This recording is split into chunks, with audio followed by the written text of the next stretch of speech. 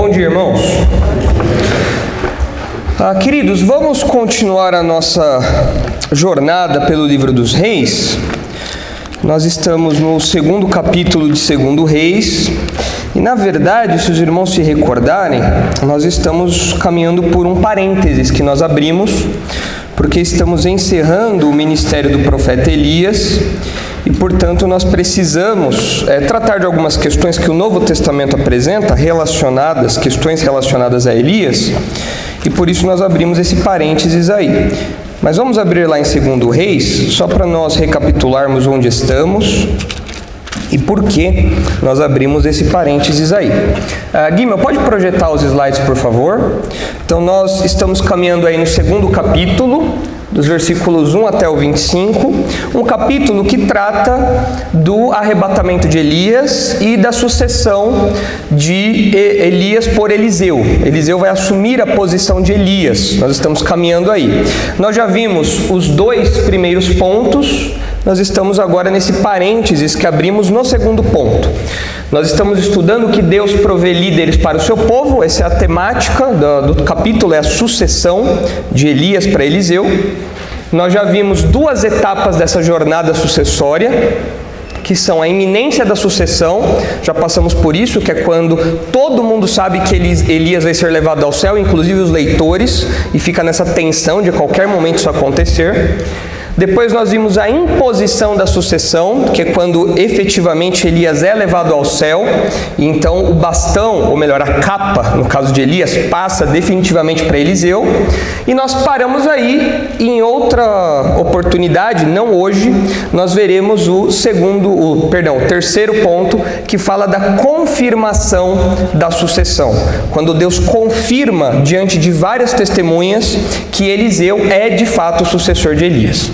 Mas como eu disse, hoje nós não vamos ver esse terceiro ponto. Talvez nós apenas vejamos o texto, apenas tenhamos uma leitura inicial do texto para já começarmos a pensar em algumas coisas. Mas eu quero terminar aquele parênteses que eu abri com os irmãos na semana passada. Porque o versículo 12, se os irmãos olharem em 2 Reis 2:12, o versículo 12, que é o último versículo ali do segundo ponto, nos dá uma informação importante a respeito do que acontece depois na história. Olha lá o versículo 12, diz assim: o que vendo Eliseu clamou. Elias já foi arrebatado, está sendo arrebatado aqui. Eliseu clama: meu pai, carros de Israel e seus cavaleiros. E o texto diz: e nunca mais o viu.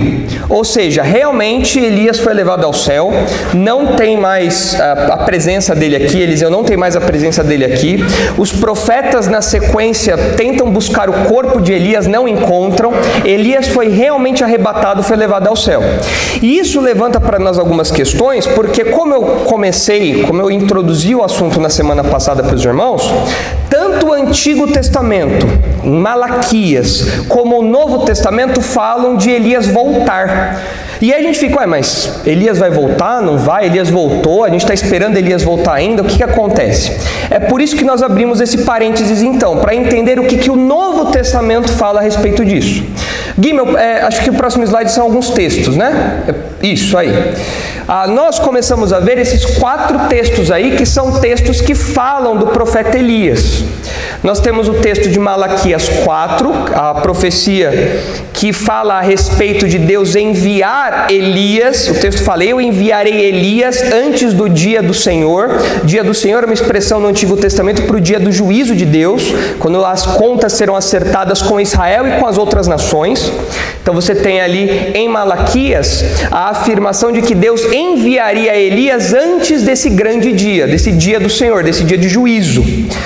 E o Novo Testamento, nos Evangelhos, tanto em Mateus como em João, fala a respeito da relação de Elias com João Batista. E é isso que às vezes nos deixa um pouco em dúvida, porque a gente fala, mas Elias veio, Elias não veio, João Batista era Elias, não era Elias, como que a gente relaciona tudo isso? E é por isso que nós caminhamos então pelos primeiros 3 textos ali. Vamos ler de novo Malaquias para que nós lembremos dessa profecia que nós estamos estamos tratando, é o que está encaminhando aqui o nosso parênteses, né? O que está dirigindo o nosso parênteses. Vamos lá para Malaquias, para ver o que diz essa profecia exatamente e como recapitular, lembrar como os evangelhos conectam essa profecia com João Batista. Malaquias 4, versículos 5 e 6. Versículos 5 e 6 diz assim: Eis que vos enviarei o profeta Elias, antes que venha o grande e terrível dia do Senhor. Ele converterá o coração dos pais aos filhos e o coração dos filhos a seus pais, para que eu não venha e fira a terra com maldição. Como eu disse para os irmãos na semana passada, esse texto aqui, essa profecia, somada ao caráter miraculoso do ministério de Elias, criou na mente dos judeus uma justa expectativa a respeito do futuro. Eles esperavam que antes da era messiânica, o próprio Elias viria do céu, retornaria do céu e apresentaria o Messias, porque o texto fala que antes do dia do Senhor, Deus enviaria Elias. Aí depois nós olhamos para o Novo Testamento e vimos que isso se cumpriu em João Batista, e talvez a gente pense, nossa, mas os judeus não entendiam nada, né? Na verdade não, é justa a expectativa deles. O texto não diz como isso vai acontecer, o texto só fala que Deus enviaria Elias antes do dia do Senhor. E esse profeta que seria enviado aqui, ele teria um ministério, que é converter o coração dos pais aos filhos e o coração dos filhos a seus pais, uma expressão de arrependimento, de contrição, de fidelidade a Deus, de restauração. Então havia uma justa expectativa de que o Elias voltaria, retornaria pessoalmente e apresentaria o Messias. Eu comentei dessa expectativa na semana passada com os irmãos, olhando para o Novo Testamento, para as expectativas que são apresentadas até o próprio João Batista, a Jesus, a pergunta que os discípulos fazem a Jesus depois do Monte da Transfiguração, quando eles veem Elias. Nós vimos tudo isso daí. Mas hoje eu trouxe uma informaçãozinha adicional aqui para os irmãos. Além do relato bíblico, que já é suficiente para nós, é claro, nós percebemos essa expectativa a respeito de Elias também na literatura do primeiro século, na literatura cristã do primeiro século. Tem uma obra de um apologista. Apologistas foram aqueles que defenderam a fé cristã no primeiro século diante dos incrédulos. Os incrédulos faziam ataques à igreja, à fé cristã, e os apologistas, que eram teólogos, eram pastores, eles se levantaram para defender a fé. Nós temos vários apologistas. Se você quer conhecer um pouco mais os apologistas, você precisa ler aquele livro do pastor Marcos. Eles falaram sobre o inferno, trata dos apologistas. E um deles foi Justino de Roma, morreu em 165.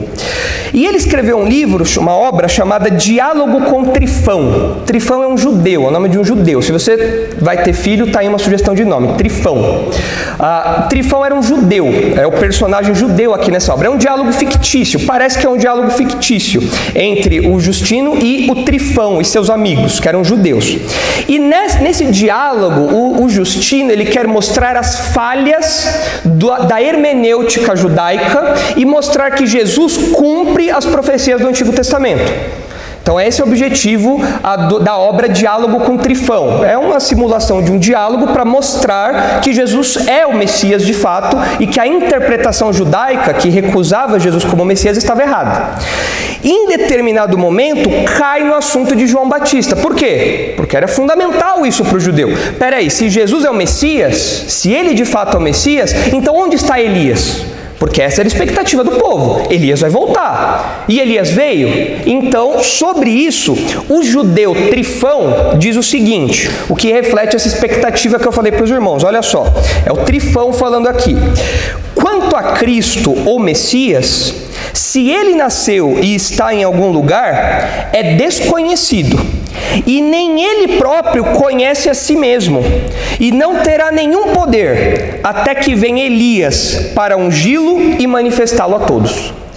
Então a gente percebe na fala desse judeu aqui que o Justino inventou aqui, esse Trifão, que na mentalidade dos judeus da época, a gente está falando do século I aqui, na mentalidade do século II, século II, na mentalidade dos judeus da época, que é um reflexo da mentalidade dos judeus do século I, contemporâneos a Jesus Cristo, Eles esperavam que o Elias ia aparecer, retornar, ia apresentar o Messias, ungí-lo e capacitá-lo, falando: olha, esse é o Messias, está garantido, estou certificando isso, e agora começa a era messiânica então. A gente percebe isso nos evangelhos, tá? Isso aqui é século II, expectativa do século I. Agora, isso nós olhamos e falamos assim: poxa, mas os judeus, eles não está errado de olhar para o texto de Malaquias e pensar desse jeito, porque o texto fala de um envio de Elias realmente, não dá mais detalhes, não é uma expectativa absurda essa. Realmente, agora a questão é a seguinte, nós já tratamos bastante disso na semana passada, eu não vou retomar tudo, mas um detalhezinho que é importante a gente ter em mente é o seguinte: esse texto, ele permite nós entendermos, Malaquias permite nós entendermos que Elias voltaria pessoalmente? Permite nós entendermos isso? Sejam honestos, vocês são judeus do primeiro, do segundo século lá, e vocês estão olhando para esse texto. Olhando para esse texto permite vocês pensarem que Elias voltaria pessoalmente? Sim. Agora, esse texto exige que Elias retorne pessoalmente?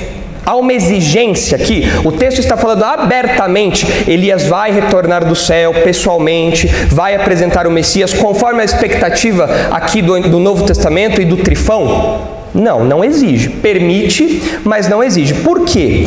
Essa expressão aqui que aparece, isso eu não comentei na semana passada, essa expressão que aparece, enviarei o profeta Elias, pode ser uma expressão que apresente para nós um modelo. Se os irmãos olharem Ezequiel 34, os irmãos verão um paralelo disso relacionado a Davi, e talvez isso fique mais claro para os irmãos. Porque na semana passada a gente comentou a respeito de como Jesus aplicou Malaquias a João Batista, isso ficou claro para nós. Mas a gente fica na dúvida: peraí, então quer dizer que o Antigo Testamento era simbólico, a coisa, o que é? Na verdade, não é isso. Essa expressão aqui, enviarei o profeta Elias, pode ser uma expressão que apresenta para nós um modelo, Elias como um modelo. E isso é comum no Antigo Testamento. Isso acontece com Davi. Olha só, Ezequiel 34, 23. Acharam Ezequiel aí? Ezequiel é um livro grande, mas que a gente quase nunca lê, né? Mas está lá, Antigo Testamento, grandão.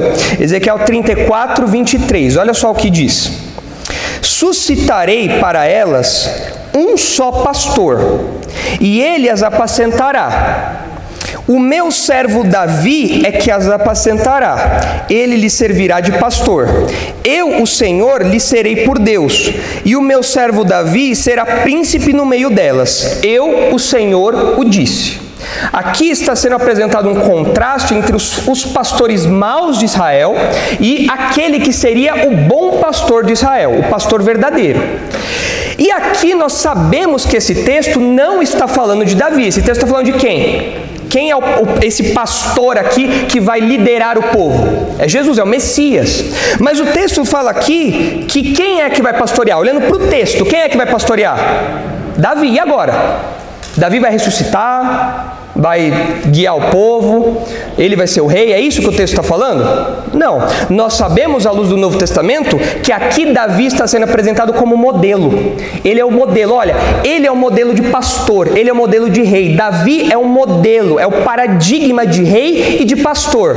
Então, alguém da linhagem de Davi, que no caso é o Messias, é Jesus Cristo, ele assumirá essa função davídica. Ele será o Davi.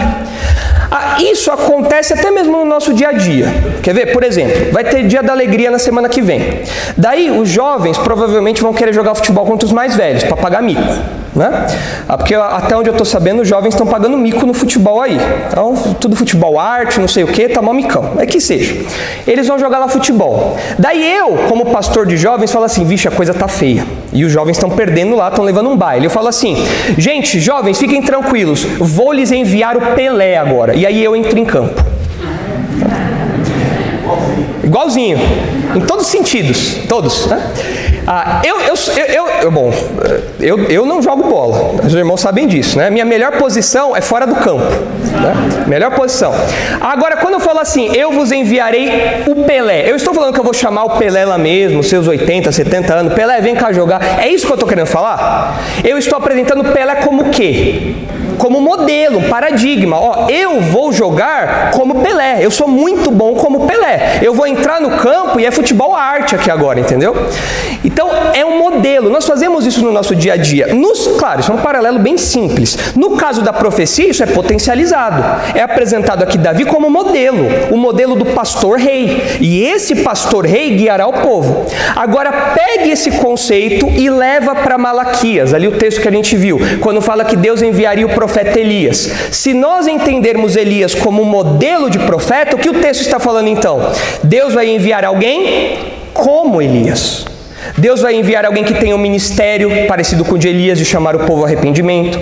Deus vai enviar alguém que tenha coragem de Elias.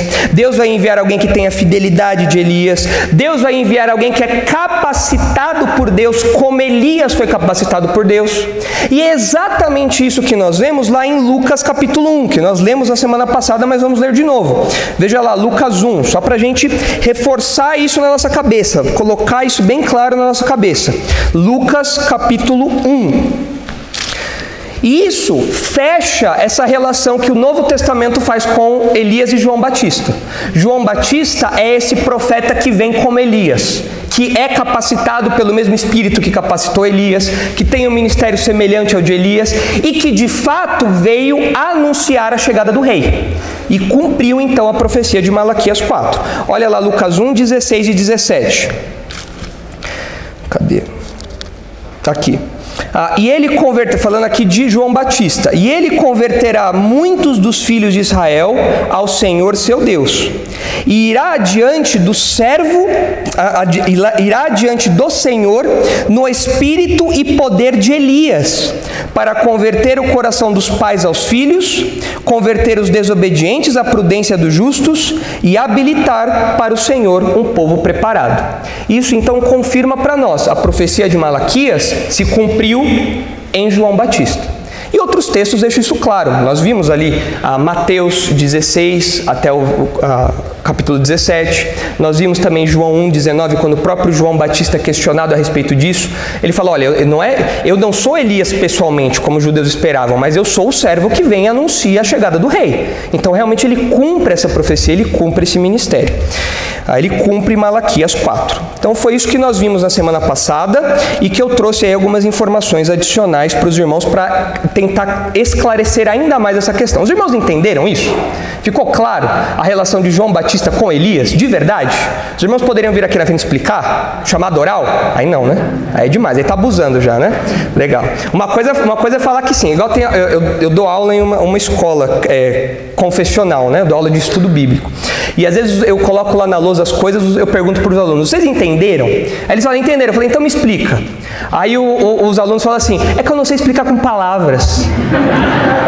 Como assim, não sei explicar com palavras? Vou explicar então. Aí eu entendi, mas eu não sei explicar com palavras. Ué, então, explicar com o quê? Com desenho? Você sabe explicar? Não dá. É coisa de criança, né?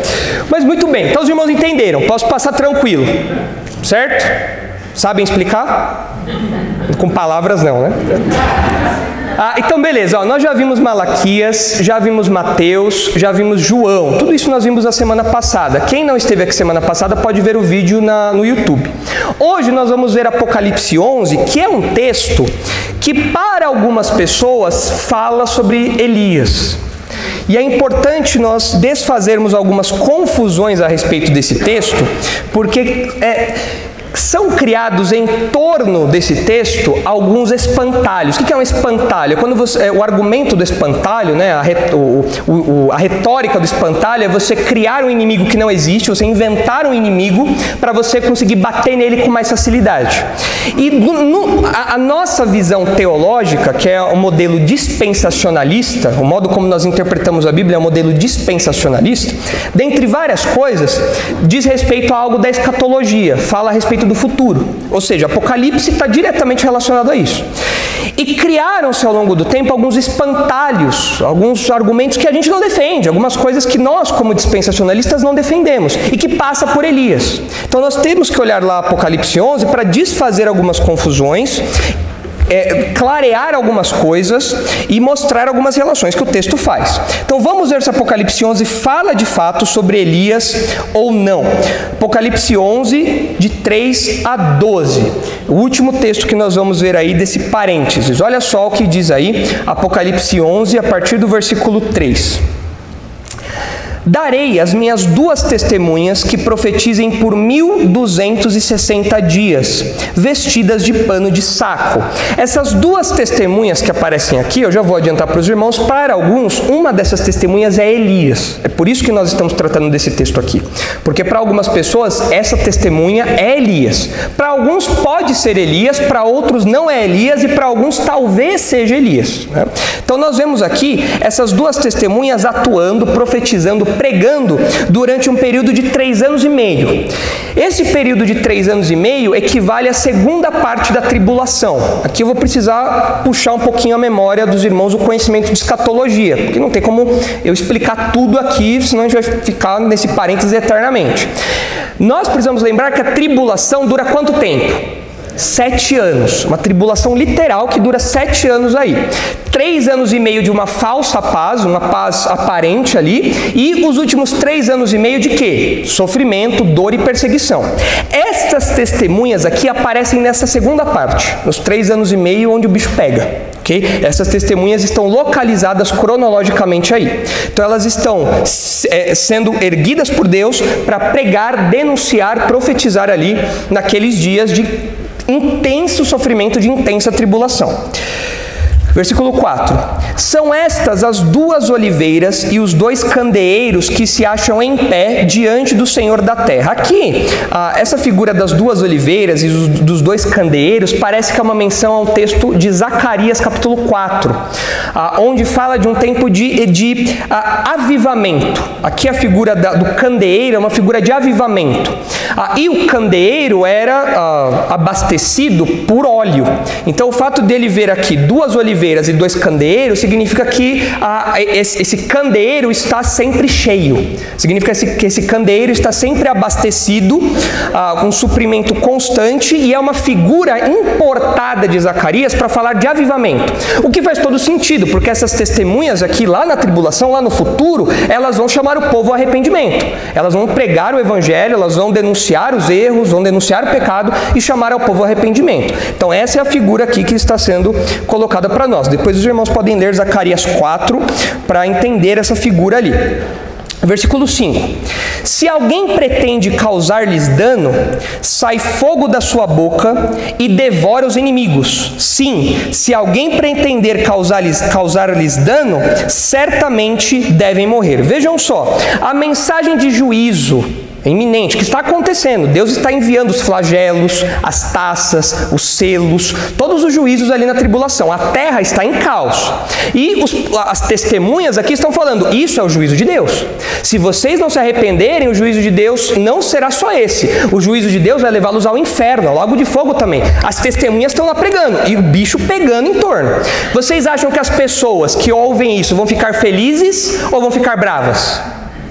Bravas. Opa, peraí. Está acontecendo tudo isso aí, esse pessoal está falando que é Deus e está falando que eu vou no lago de fogo depois do inferno? Que história é essa? E o pessoal vai querer ferir as testemunhas. O texto fala, eles vão tentar causar-lhes dano, vão tentar matar as testemunhas. Mas Deus as capacitará sobrenaturalmente, de modo que elas tenham poder para resistir. E aí a gente olha para essa resistência e a gente fala assim, não, isso não pode acontecer. Aqui o texto fala, se alguém pretender causar-lhes dano, certamente deve morrer. Como? Saindo fogo da boca e devorando os inimigos? Não, isso não vai acontecer. Então algumas pessoas olham para esse texto e falam, isso aqui não pode ser literal. Não dá para, isso aqui tem que ser entendido simbolicamente. Fogo é a palavra que a pessoa fala.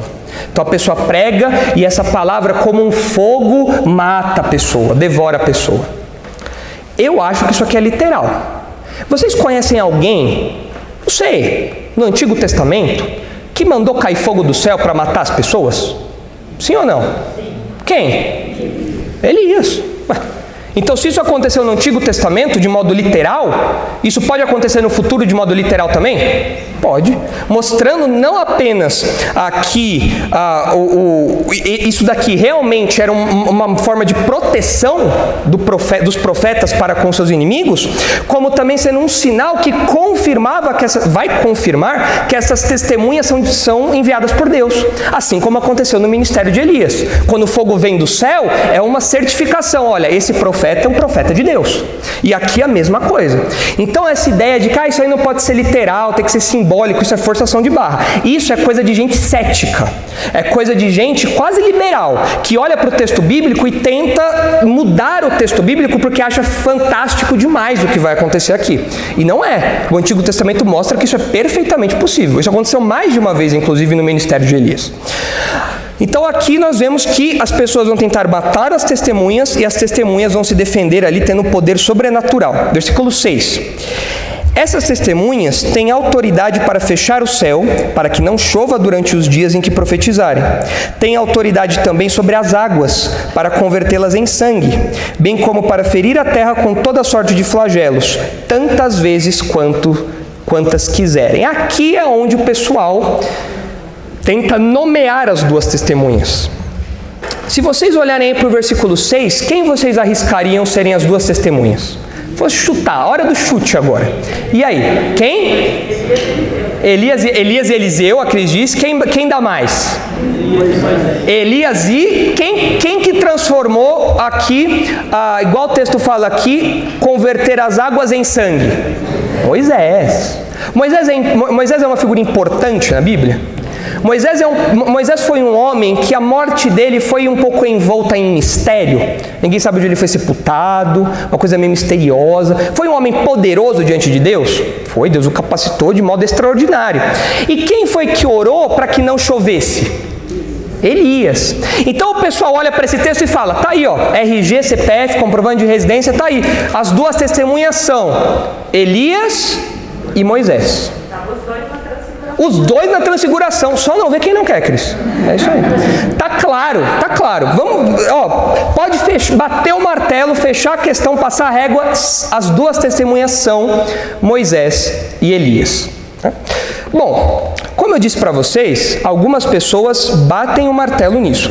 Na década de 80, mais ou menos, quando o dispensacionalismo ganhou muito vulto, para alguns dispensacionalistas, isso era ponto pacífico. As duas testemunhas são Moisés e Elias, porque você tem um ministério poderoso, milagroso, muito semelhante ao desses homens.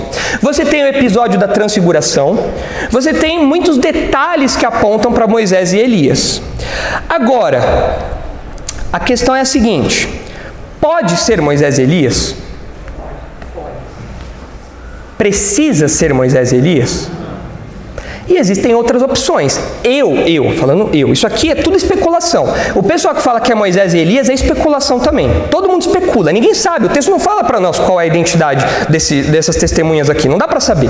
Mas eu, particularmente, acredito que são testemunhas anônimas. São crentes do futuro, que nós não sabemos o nome, mas que serão capacitados com o mesmo poder de Moisés e Elias. Deus pode fazer isso? Capacitar outras pessoas com o mesmo poder que ele deu para outras? Ele não fez isso com Eliseu em relação a Elias? Vai fazer isso com Eliseu com relação a Elias? Pode.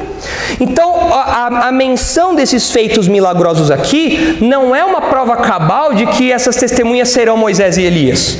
O que dá para aprender sem sombra de dúvida é que Deus vai capacitar essas pessoas com o mesmo poder que Moisés e Elias.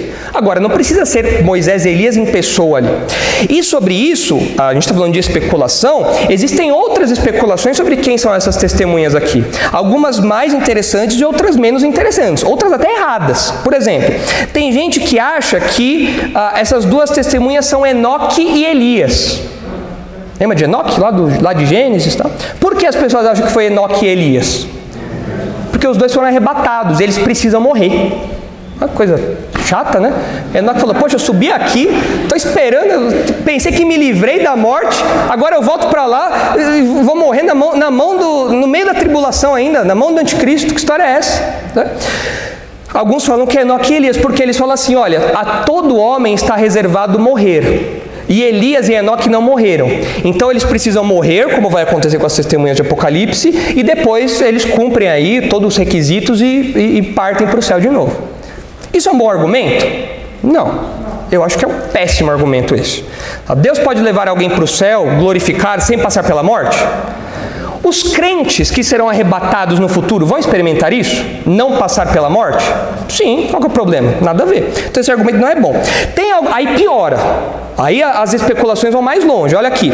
Tem gente que fala que as duas testemunhas são, pasmem, a lei e os profetas. Então as duas testemunhas, na verdade, são dois livros. A lei e os profetas. Essa é uma das visões alegóricas, é quando você interpreta a partir de símbolos, de modo espiritual. Então essas testemunhas não são pessoas, essas testemunhas na verdade são livros, são testamentos, testemunho registrado, é a lei e os profetas. Sacia vocês? Atende às expectativas aqui do texto? Não, mas piora. Tem gente que fala que as duas testemunhas são discípulos, melhor, é a igreja.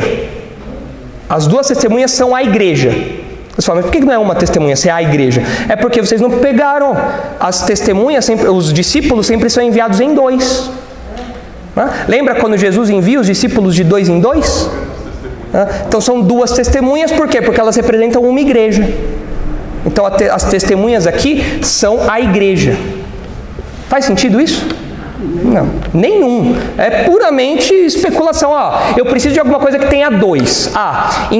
Jesus enviava as pessoas em dois. Mas eu não posso falar que são os discípulos. Eu vou falar que é a igreja. Pronto, a igreja. É isso aqui, as testemunhas são um símbolo da igreja. Não faz o menor sentido. Essas interpretações alegóricas, essas interpretações simbólicas, não fazem sentido aqui, porque conforme nós vamos ler o resto do texto, a gente vai ver que não tem como a igreja ficar estirada por 3 dias e meio. Morta, não tem como, não dá para fazer uma coisa dessa. É você estourar o símbolo, é você abusar do símbolo, não dá para fazer uma coisa dessa. Então eu particularmente, de todas as especulações que tem, é especulação, irmãos, não dá para bater o martelo. Eu acho que são crentes anônimos. São duas testemunhas anônimas que Deus vai levantar no futuro, capacitá-los de modo sobrenatural para testemunhar em meio à tribulação. Eu acho que é isso. Tem gente que acha que é Elias e Moisés, tem gente que acha que é a igreja, tem gente que acha que é a lei e os profetas. Eu acredito que são crentes anônimos, eu acho que essa é uma opção segura. Cris? Vou voltar no ponto da transfiguração, porque os apóstolos reconhecem, sem nunca ter visto, que é Moisés e Elias. Não faria sentido que o apóstolo João, que o já conhece, chegar aqui nesse momento e não falar que são eles. Não falar que são eles. Por que eles não mencionam, né? Elias e Moisés.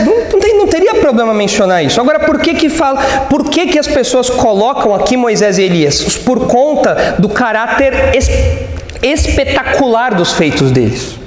Mas não é necessariamente isso. Deus pode capacitar outras pessoas, que eu acho que é inclusive o que vai acontecer.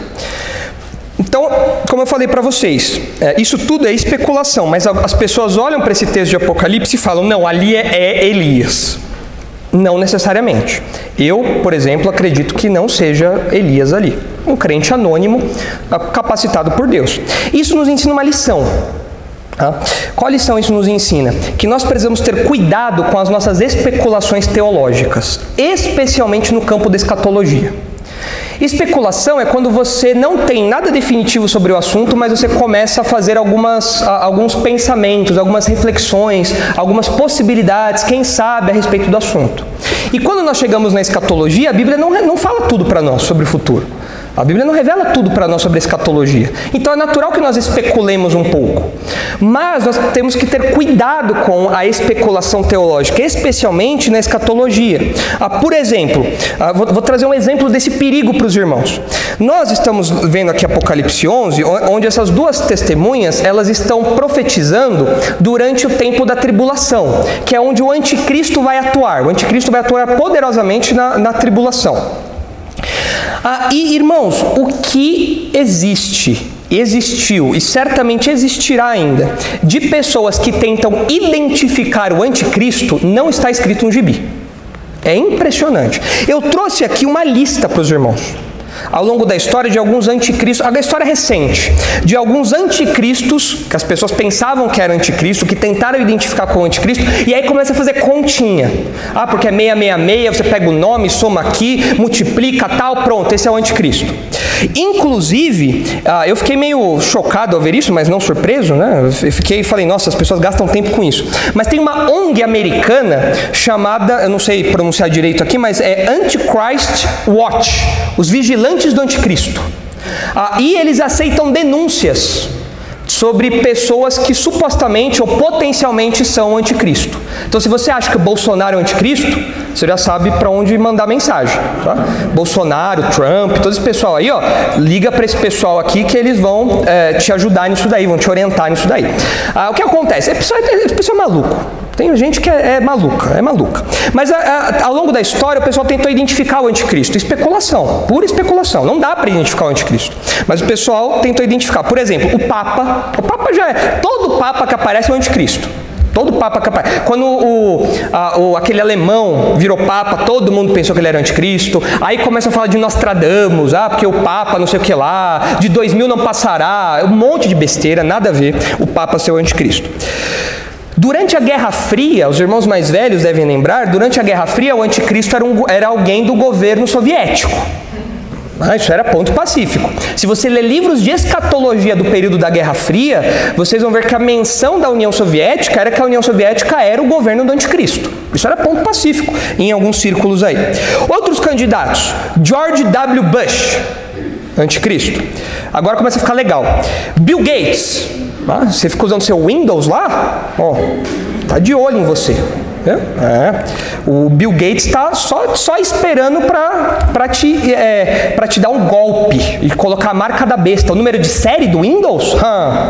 Aí, o número de série é o número da besta. Cuidado, viu? Se somar os numerozinhos lá, vai dar 666. Uma grande besteira isso. Grande besteira. Mas nem se compara a próxima. Arnold Schwarzenegger. É muito músculo para um homem só, né? Não dá. Arnold Schwarzenegger. Gente, o Exterminador do Futuro. É profético esse filme. Faz sentido. Faz todo sentido. Só não vê quem não quer. Hasta la vista, baby. Que é isso? Que é isso? Você soma isso, você pega as letras, você soma 666. É isso daí. Tem jeito. Arnold Schwarzenegger. Grande besteira. Grande besteira. Isso, gente, é coisa daquele Cabo Daciolo, da Ursal, essas coisas de conspiração. É tudo isso. São devaneios. Por quê? Tudo especulação teológica. Recentemente, eu estava dando aula de ensino bíblico nesse colégio que eu mencionei, e aí uma pessoa chegou para mim e falou assim, um aluno chegou para mim e falou assim, professor, você viu que teve um ex-satanista que se converteu e ele disse que ele estava sendo treinado para ser um dos 12 discípulos do anticristo. E ele disse que o anticristo vai aparecer até 2023. Você sabia? Eu falei, olha, isso daí eu não estava sabendo, eu acho que a Bíblia também não sabe. Porque não fala nada disso.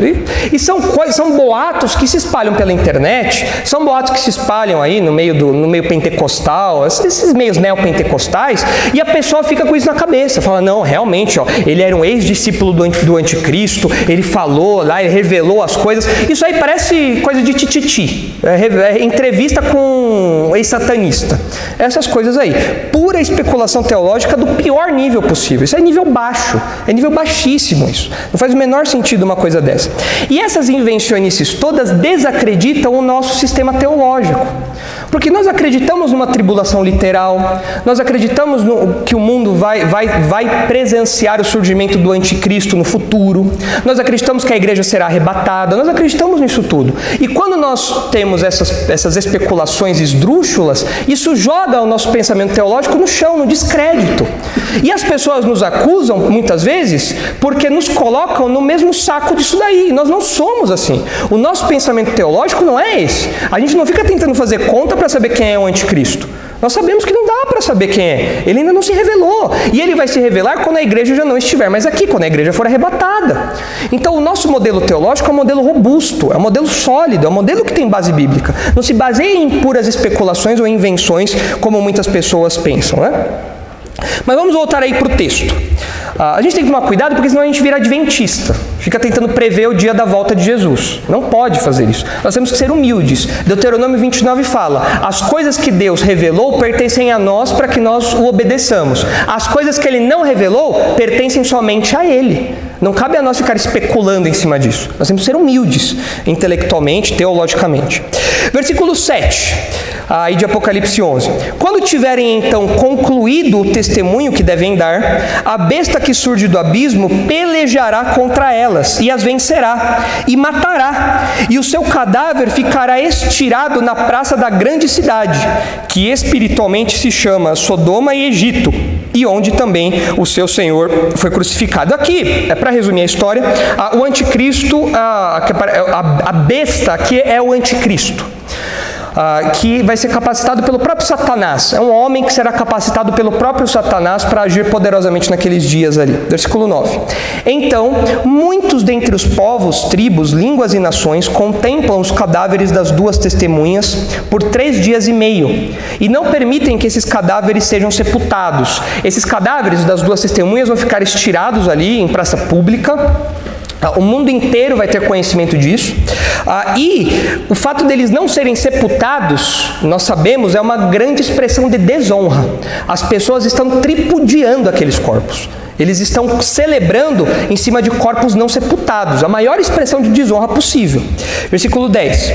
Os que habitam sobre a terra se alegram por causa deles, realizarão festas e enviarão presentes uns aos outros, porquanto esses 2 profetas atormentaram os que moram sobre a terra.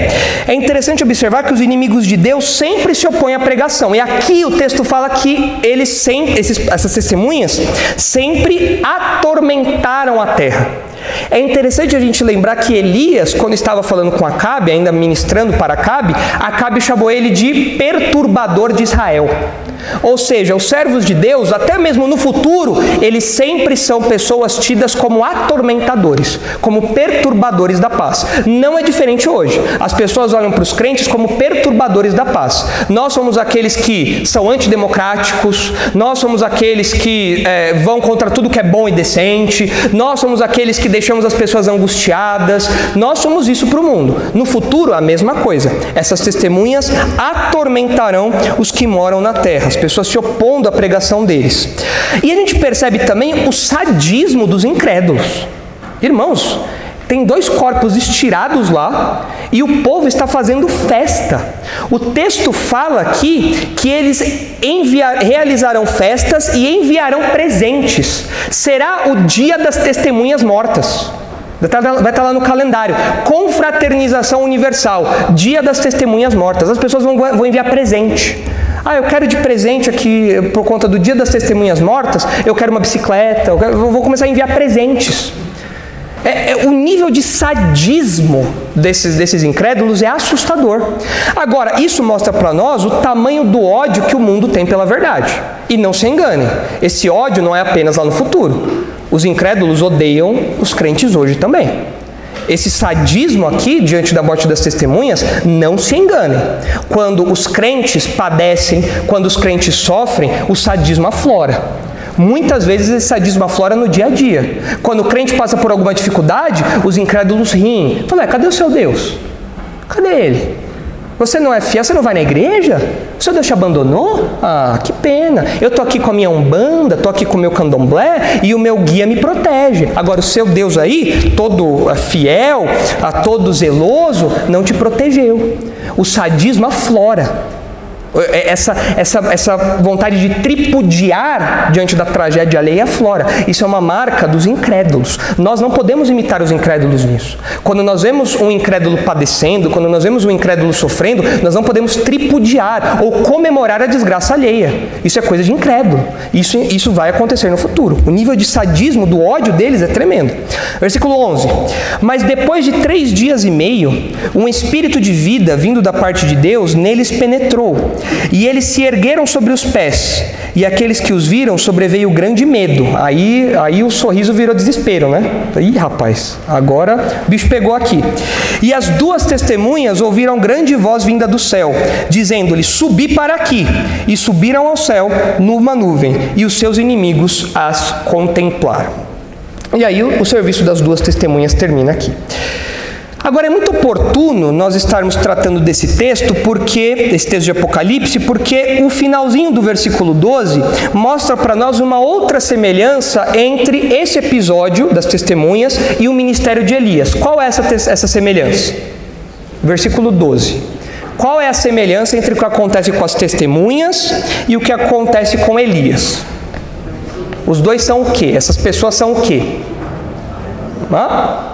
São arrebatados, não é? Elias foi levado ao céu num redemoinho, não foi?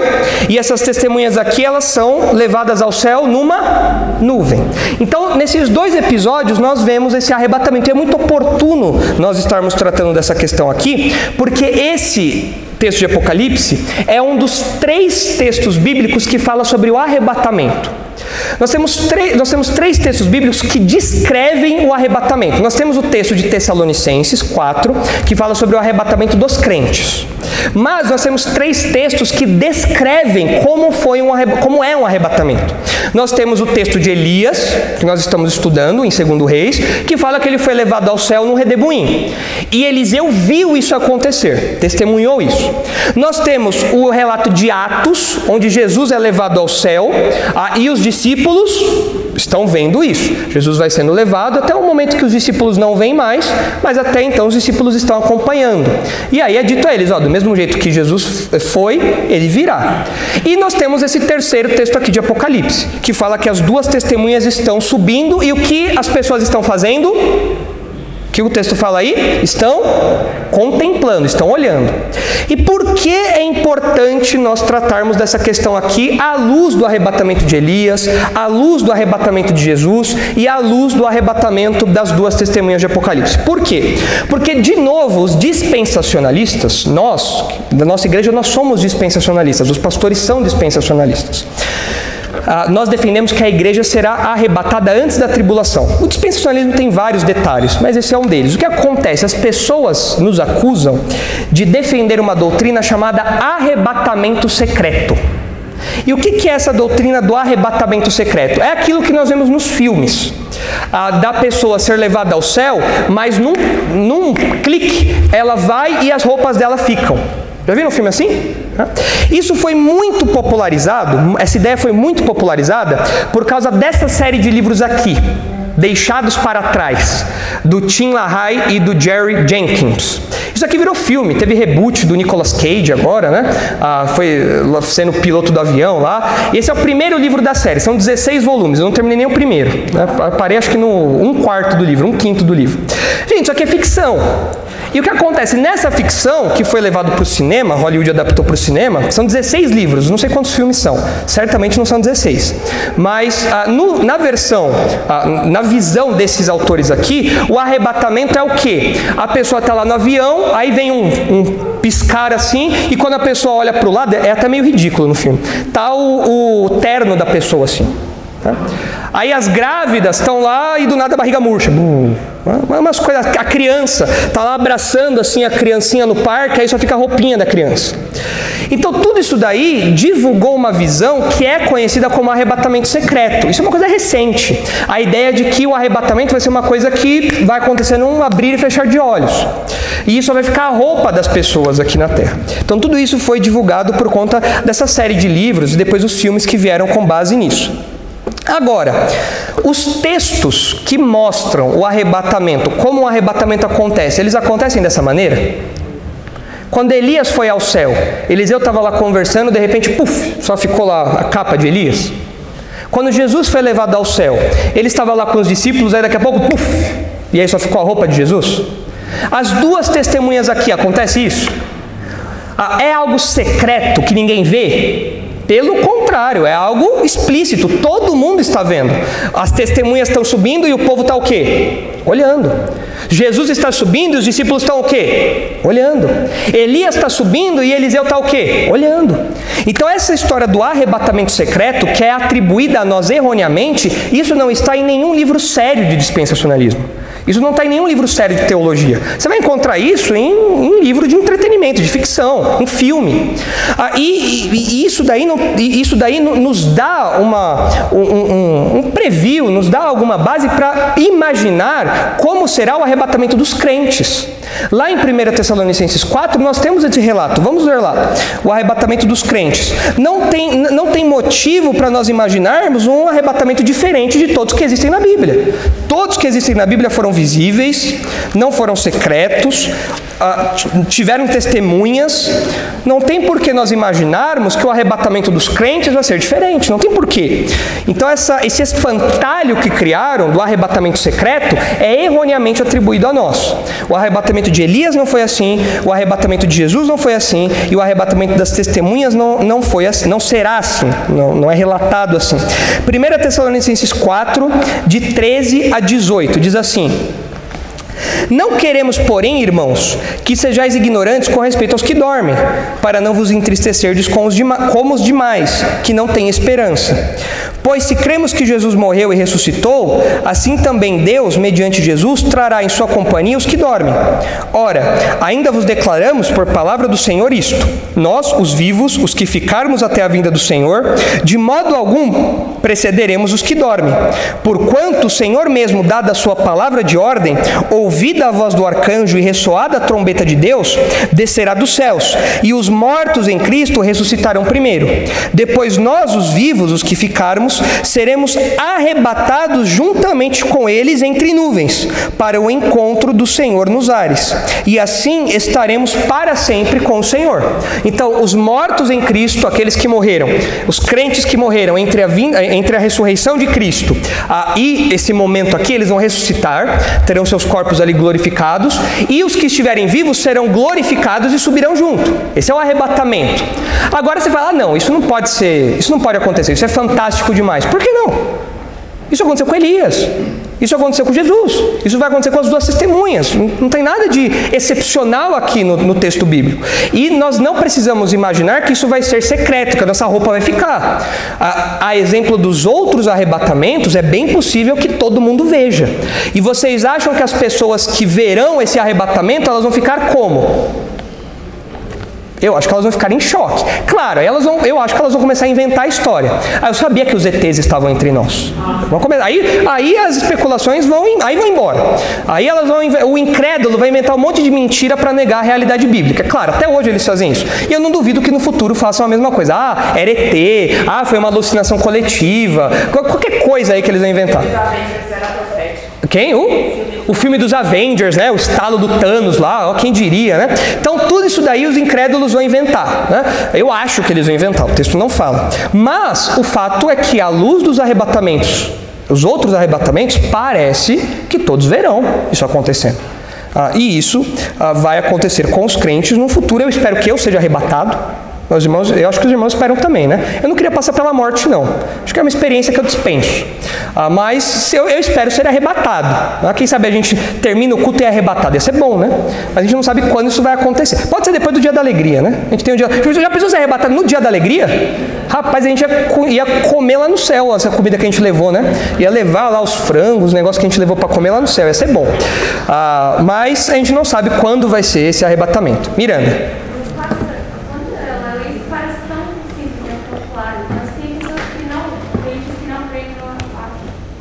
Arrebatamento. Para falar a verdade, Miranda, eu não sei dizer como que quem não crê no arrebatamento literal lida com esse texto aqui de Tessalonicenses. Eu não saberia te dizer. Porque mesmo aqueles que pensam diferente de nós, eles diferem no momento em que o arrebatamento acontece. Alguns acreditam que o arrebatamento é depois da tribulação. Nós, na nossa igreja, defendemos que o arrebatamento é antes da tribulação. É por isso que nós somos pré-tribulacionistas. Agora existem os pós-tribulacionistas, que acreditam que o arrebatamento é depois da tribulação. Agora, alguém que tenta interpretar isso de outra maneira, aí eu não saberia te dizer. Eu precisaria consultar livros de outras vertentes, para ver como eles defendem. Mas geralmente a diferença é no momento do arrebatamento, no momento em que a coisa acontece. Nós defendemos que a igreja não vai passar pela tribulação. A igreja será levada ao céu antes. Por quê? Porque enquanto a tribulação está acontecendo aqui na terra, os crentes passaram passaram pelo Bema, que é o tribunal de Cristo, onde o nosso trabalho como servo será avaliado, e os crentes desfrutarão também das bodas do Cordeiro, é o casamento da igreja com Cristo. E enquanto isso, o bicho vai estar pegando aqui na tribulação, que é um tempo focado em Israel. Não é exclusivo a Israel, mas é focado a Israel. É a 70ª semana de Daniel. Aí, escatologia mais avançada. Aí a gente já teria que fazer uma aula só sobre esses detalhes aí, não cabe aqui, né? Mas tem esses detalhes aí. Agora, o que o texto fala, não o texto de Tessalonicenses, mas o texto de Coríntios fala, não é que nós seremos levados ao céu num piscar de olhos, mas que nós seremos transformados num piscar de olhos. Isso sim vai acontecer num piscar de olhos. Se os irmãos olharem 1 Coríntios 15, os irmãos verão isso. 1 Coríntios 15, versículo 51 e 52. Olha só. 1 Coríntios 15. 15:51. Eis que vos digo o mistério. Nem todos dormiremos. Aqui entendam, mistério não é uma coisa nebulosa. Mistério é o termo do Novo Testamento que diz respeito a algo que estava oculto e foi revelado, ok? Isso que é mistério. Eis que vos digo o mistério, nem todos dormiremos, mas transformados seremos todos. Num momento, num abrir e fechar de olhos, ao ressoar da última trombeta. A trombeta soará, os mortos ressuscitarão incorruptíveis e nós seremos transformados. Então o arrebatamento vai ser no piscar de olhos? Não. O que vai ser no piscar de olhos? A transformação. A nossa glorificação. Isso sim vai ser num abrir e fechar de olhos. Então nós precisamos tirar essa ideia que as pessoas têm, esses espantalhos que as pessoas criam. E na verdade, irmãos, o grande problema, para ser bem sincero, é que além desses espantalhos, que são desonestidade intelectual isso, é atribuir a nós uma coisa que nós não pregamos. O grande problema é que crente faz teologia com base em filme, série, novela, livro. Então você vê crente que faz teologia baseado no Deixados para Trás. Então, série de escatologia Deixados para Trás, na igreja. Isso aqui não é um livro de escatologia. Isso aqui é um livro de entretenimento, é a imaginação do autor. E tem coisa teologicamente errada aqui. Tem gente que faz teologia baseada em Gênesis, da Record. Tem gente que faz teologia baseado em até filmes bons, tipo aquele Quarto de Oração, Corajosos, esses filmes cristãos. Vou fazer teologia baseado nisso. Não dá. Tem gente que faz teologia, aí é pra morrer. Faz teologia baseado em A Cabana. Aí você enterra, acabou, não tem mais o que fazer. Bate a pá no caixão, joga a terra no caixão e enterra, não tem o que fazer. Não dá mais. Então, o meio evangélico não faz teologia baseado na Bíblia, não faz teologia baseado na exegese. O meio evangélico faz teologia baseado em invenções de Hollywood, em coisas de entretenimento. E nós, como crentes, não podemos fazer isso. Tanto não podemos fazer isso que a substância, a base do nosso consolo do presente é o que a Escritura diz a respeito do futuro. O texto de Tessalonicenses que nós lemos, que fala sobre o arrebatamento, ele termina assim: consolai-vos, pois, uns aos outros com essas palavras. Eu não vou me consolar com Deixados para Trás. Eu não vou me consolar com A Cabana. Eu não vou me consolar com Gênesis. Eu não vou me consolar com Quarto de Guerra, Corajosos, seja lá qual filme. Eu vou me consolar com as verdades bíblicas. Eu vou me consolar com aquilo que a palavra de Deus diz a respeito do futuro. Essa é a esperança dos crentes. Os incrédulos não têm essa esperança. O próprio apóstolo Paulo falou: vocês não devem se entristecer como os que não têm a Cristo. Se você é um incrédulo e está aqui hoje, você não tem essa esperança. Tudo isso que nós falamos aqui sobre a ressurreição, a glorificação, isso não é uma esperança para você. Você não tem essa esperança. O seu mundo é um mundo de desespero. Você tem que estar desesperado. Quando você morrer, acabou. Você não tem esperança de uma vida de paz no futuro, numa vida eterna. Você tem uma expectativa de morte eterna, se você ainda não é um crente. Agora, se você é um crente, se você já tem Cristo como seu único e suficiente Salvador, se você já admitiu seus pecados e creu que Ele morreu no seu lugar, então essas esperanças são para você. Você tem esse consolo, essa paz, você tem isso, essas esperanças que Paulo falou aqui. Nós não precisamos dos consolos inventados, fictícios. Nós já temos a esperança bíblica, o consolo bíblico. Então nós não podemos fazer teologia baseado nessas coisas aí. E assim nós terminamos então esses 4 textos aí. Apocalipse 11, de acordo com o que nós vimos, não tem nada definitivo a respeito da identidade dessas pessoas, ainda que alguns defendam que seja Elias, o texto não deixa claro para nós e nós devemos ser humildes e parar onde o texto para. Não é falado nada a respeito da identidade dessas 2 testemunhas como Elias e Moisés. Então nós nos mantemos nessa obscuridade também quanto a figura desses personagens aí. Agora, quando nós comparamos, para finalizar, né, quando nós comparamos esses textos de Apocalipse com o exemplo de João Batista e o exemplo de Elias, quando nós colocamos Elias, João Batista e as testemunhas lado a lado, nós percebemos algumas verdades interessantes. Em primeiro lugar, nós percebemos que Deus sempre levanta testemunhas de si, da verdade. Nos tempos mais sombrios, Deus sempre tem testemunhas. Deus sempre levanta testemunhas. Nos tempos de Acabe, quem foi levantado? Elias. Nos tempos que precederam a vinda de Jesus, ali, numa corrupção da liderança judaica, expectativas erradas, quem Deus levantou? João Batista, chamando o povo ao arrependimento. No futuro, quando o mundo estiver imerso em tribulação, quem Deus vai levantar? As 2 testemunhas. E hoje? Quem Deus levanta hoje para testemunhar da verdade? Quem? Os crentes, a igreja. Então, a nossa responsabilidade é testemunhar da verdade.